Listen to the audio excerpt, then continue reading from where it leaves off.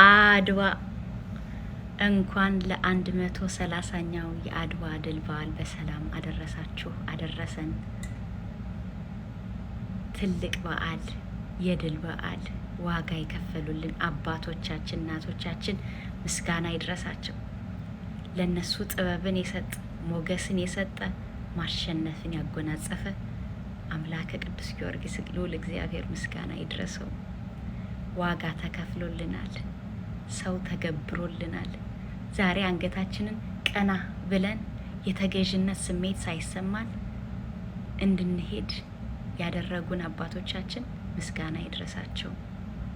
እነሱ ደማቸውን ደምና አጥንታቸውን ገብረውልናል።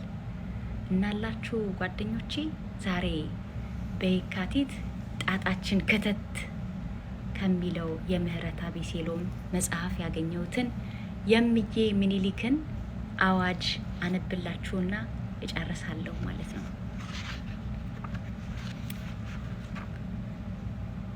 ሞአ አንበሳ ዘእምነገደ ይሁዳ ዳግማዊ ምኒልክ ስዩመ እግዚአብሔር ንጉሠ ነገሥት ዘኢትዮጵያ። እግዚአብሔር በቸርነቱ እስካሁን ጠላት አጥፍቶ አገር አስፍቶ አኖረኝ። እኔም እስካሁን በእግዚአብሔር ቸርነት ገዛሁ። እንግዲህ ብሞትም ሞት የሁሉም ነውና ስለ እኔ ሞት አላዝንም። ደግሞ እግዚአብሔር አሳፍሮኝ አያውቅም፣ ወደፊትም ያሳፍረኛል ብዬ አልጠራጠርም። አሁንም አገር የሚያጠፋ ሃይማኖት የሚለውጥ እግዚአብሔር የወሰነልንን ባህር አልፎ መጥቷል። እኔም የአገሬን ከብት ማለቅ የሰውን መድከም አይቼ እስካሁን ዝም ብለው ደግሞ እያለፈ እንደ ፍልፍል መሬት ይቆፍር ጀመር። አሁን ግን በእግዚአብሔር ረዳትነት አገሬን አሳልፌ አልሰጠውም። የአገሬ ሰው ካሁን ቀደም የበደልሁ አይመስለኝም። አንተም እስካሁን አላስቀየምከኝም። ጉልበት ያለህ በጉልበትህ እርዳኝ፣ ጉልበትም የሌለህ ለልጅህ፣ ለሚስትህ፣ ለሃይማኖትህ ስትል በሐዘንህ እርዳኝ። ወስልተህ የቀረህ ግን ኋላ ትጣላኛለህ፣ አልተውህም ማርያምን።